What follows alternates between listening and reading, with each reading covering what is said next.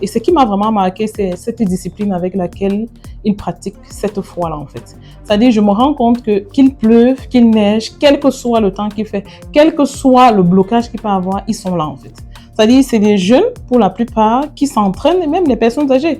C'est des gens qui s'entraînent minimum 4 fois par semaine pour préparer le culte du dimanche. C'est-à-dire que cette discipline-là m'a vraiment impressionnée. Et c'est là où je me suis dit, mais très souvent, on a l'impression, très souvent, on dit que les Africains ne sont pas disciplinés, que les Africains manquent de rigueur. Non, en fait, c'est faux.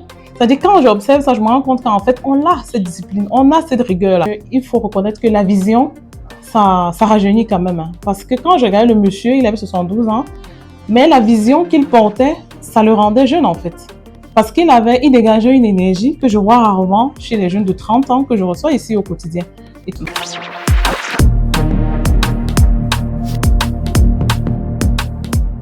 Levy Gaël, ça fait déjà pas mal de temps que vous êtes installé au Cameroun.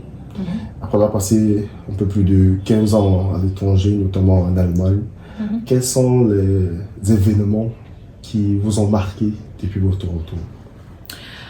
Alors oui, effectivement, depuis près de 3 ans, je suis là, installée au Cameroun de façon permanente. Et il faut dire que dans la gestion du cabinet au quotidien, il y a quand même des faits marquants qu'on vit, auxquels on n'est pas forcément préparé.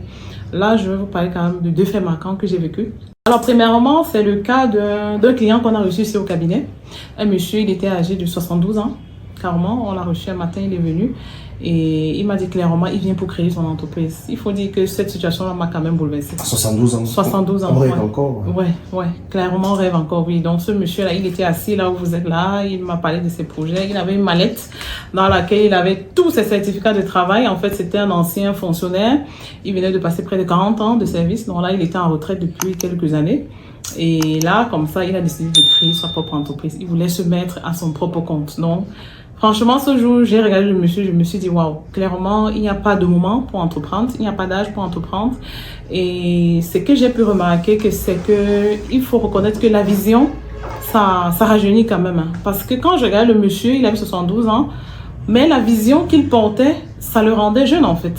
Parce qu'il dégageait une énergie que je vois rarement chez les jeunes de 30 ans que je reçois ici au quotidien. Et tout simplement parce que lui, il savait pourquoi il voulait entreprendre. C'est-à-dire son narratif était clair, sa vision était assez précise. Il savait exactement dans quoi il va investir, pourquoi il va investir et ce qu'il attend de ça. Donc voilà, un fait quand même marquant. Et quand j'ai réfléchi à ça, ça m'a permis de tirer quand même quelques leçons. Déjà, je me suis dit, il n'y a pas d'âge pour entreprendre, effectivement. Et que ça m'a permis de comprendre qu'on n'entreprend pas toujours pour chercher de l'argent. Parce que dans le récit du monsieur, ce que j'ai pu comprendre, c'est qu'il s'est rendu compte qu'après 40 années de service, ses enfants ont grandi, ils sont tous devenus indépendants, il a financé leur parcours, ils sont tous en train de réussir leur vie. Mais lui se retrouve maintenant, il a le sentiment de se retrouver les mains vides. Okay? Il a le sentiment d'avoir donné pour la famille, d'avoir fait son maximum, mais il a le sentiment de n'avoir rien fait pour lui. Donc il avait besoin de quelque chose qui porte son nom. Ça lui manquait. En fait, c'était ça, ses réelles motivations.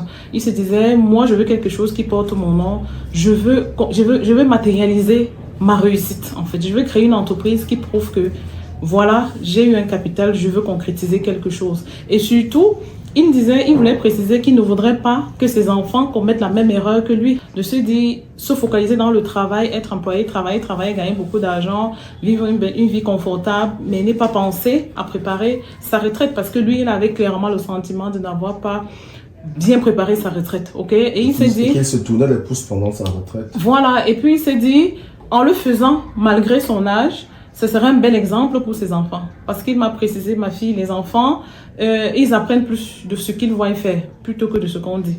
Donc je me suis dit, je ne vais pas passer le temps à leur dire, ne faites pas comme moi, je vais juste faire, je vais poser ce geste fort-là, pour que mes enfants comprennent qu'en fait, on va beau avoir un bon salaire, on va avoir un bon revenu, on a tout ce qu'il faut pour mettre la famille à l'abri, mais c'est important de construire quelque chose pour soi. Pas forcément parce qu'on veut gagner de l'argent, parce qu'il disait justement, lui, il a eu l'argent dans sa vie. C'est pour ça qu'à un moment donné, il n'a pas éprouvé le besoin de développer quelque chose à côté. Mais ayant vieilli maintenant, il se rend compte que, en fait, il aurait souhaité avoir un petit quelque chose à côté qu'il aurait développé. Ça lui aurait permis maintenant de venir s'asseoir là et de renforcer sa réussite. Ok, donc voilà. Un fait marquant comme ça que j'ai vécu à travers ces clients-là, ça a été quand même assez bouleversant. C'était vraiment une vraie leçon d'humilité. C'était très riche l'échange avec le monsieur.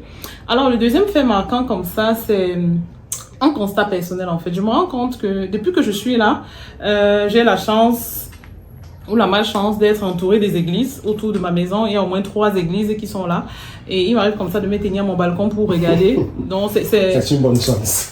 Donc, même sans le vouloir, il m'arrive comme ça de vivre ce spectacle-là, de leur voir s'entraîner et tout. Et ce qui m'a vraiment marqué, c'est cette discipline avec laquelle ils pratiquent cette foi-là, en fait. C'est-à-dire, je me rends compte que qu'il pleuve, qu'il neige, quel que soit le temps qu'il fait, quel que soit le blocage qu'il peut avoir, ils sont là, en fait. C'est-à-dire, c'est des jeunes, pour la plupart, qui s'entraînent, et même les personnes âgées. C'est des gens qui s'entraînent minimum 4 fois par semaine pour préparer le culte du dimanche. C'est-à-dire que cette discipline-là m'a vraiment impressionnée. Et c'est là où je me suis dit, mais très souvent on dit que les Africains ne sont pas disciplinés, que les Africains manquent de rigueur. Non, en fait, c'est faux. C'est-à-dire quand j'observe ça, je me rends compte qu'en fait, on a cette discipline, on a cette rigueur-là. Sauf qu'elle n'est orientée que dans ce secteur d'activité-là. Donc aujourd'hui, si nos jeunes, toutes ces personnes très engagées, qui ont déjà ce truc-là, qu'ils appliquent dans le développement de leur foi, s'ils arrivaient à mettre ça dans un projet entrepreneurial, sérieusement, c'est une question de temps pour que l'Afrique se développe.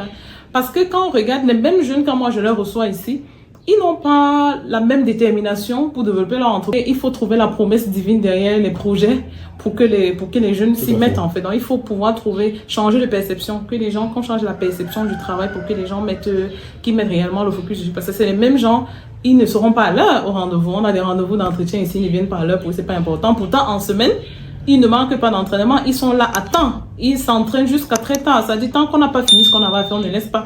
Donc, ça dit qu'on leur sort de ce cadre-là, c'est d'autres personnes. Le comportement qu'on a, c'est totalement différent. Ils négligent leurs projets, ils prennent les choses à la légère, ils gaspillent leur argent. Mais pourtant, quand ils sont dans ce cadre-là, ils sont... La motivation n'est pas la même. Donc, c'est avec ça que j'ai compris qu'en fait, le problème, c'est pas le manque de rigueur. Le problème, c'est pas la discipline qui manque aux Africains.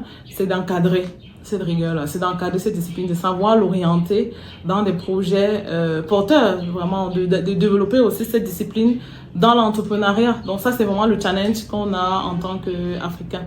Donc voilà, comme ça, 2 faits marquants que j'ai déjà vus jusqu'ici qui m'ont appris quelque chose. L'entrepreneuriat même, en fait, on a vu avec le monsieur, c'est pas toujours, quand on lance son projet, c'est pas toujours pour gagner de l'argent. Donc ça, c'est une dimension aussi que j'ai appris de ce monsieur. C'est-à-dire que là, ça sert, mais ça aide beaucoup plus. C'est-à-dire que ça va au-delà du gain financier, au-delà il y a une satisfaction émotionnelle et même un pan de transmission familiale, c'est-à-dire que même d'éducation des enfants en fait.